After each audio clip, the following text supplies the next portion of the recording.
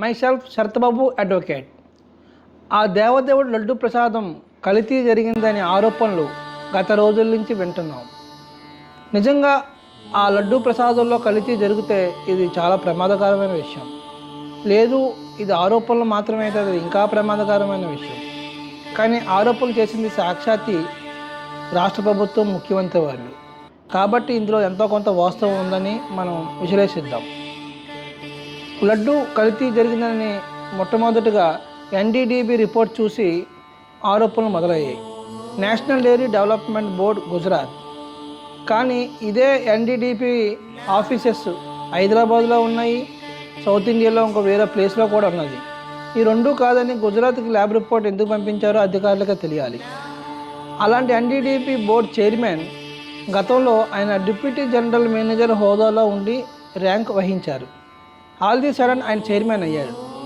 Deputy general manager తర్వాత చాలా ర్యాంకులు ఎగపాకి చైర్మన్ అవడంలో చాలా లావాదేవీలు ఉన్నాయని గుజరాత్లో ఒక వినికిడి. అలాగే మనకి ఇక్కడ సిట్ని ఇటీవల 2 రోజుల కిందన ఏర్పాటు చేయడం జరిగింది. కాబట్టి నిజాలు సిట్ని దర్యాప్తులో తెలుస్తాయి.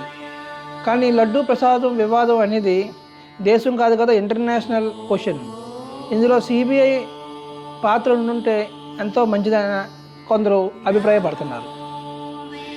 లడ్డు కల్తీ జరిగిందా అనే ఆరోపణలు వచ్చిన వెంటనే రాష్ట్ర ఉప ముఖ్యమంత్రి వారు ప్రాయశ్చిత్తం దీక్ష చేశారు. పైగా సనాతన ధర్మం నేను పాటిస్తాను, సనాతన ధర్మం కోసం నా ప్రాణం ఇస్తానని స్టేట్మెంట్లు కూడా ఇచ్చారు. అంతేకాకుండా ప్రజల్ని కేవలం హీరోలని పైకెత్తడం కాదు, ఇలాంటి విషయాల్లో గొంతు చాటించాలి, చర్చిల్లోని మసీదులను చేస్తే అందరూ అలా ఊరుకుంటారా, మనం ఎందుకు ఊరుకోవాలని చెప్పేసి గట్టిగా వాయిస్ ఇచ్చారు.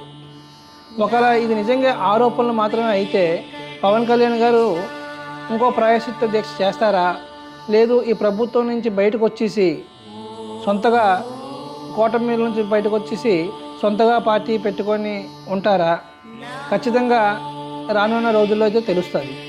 ఈ ఆరోపణలు ఖచ్చితంగా ఒక ఎండింగ్ వస్తాయి.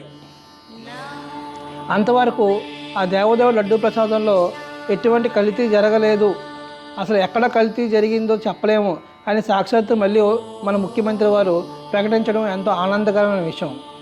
భక్తులు ఒక విధంగా కొంచెం శాంతపడ్డారు.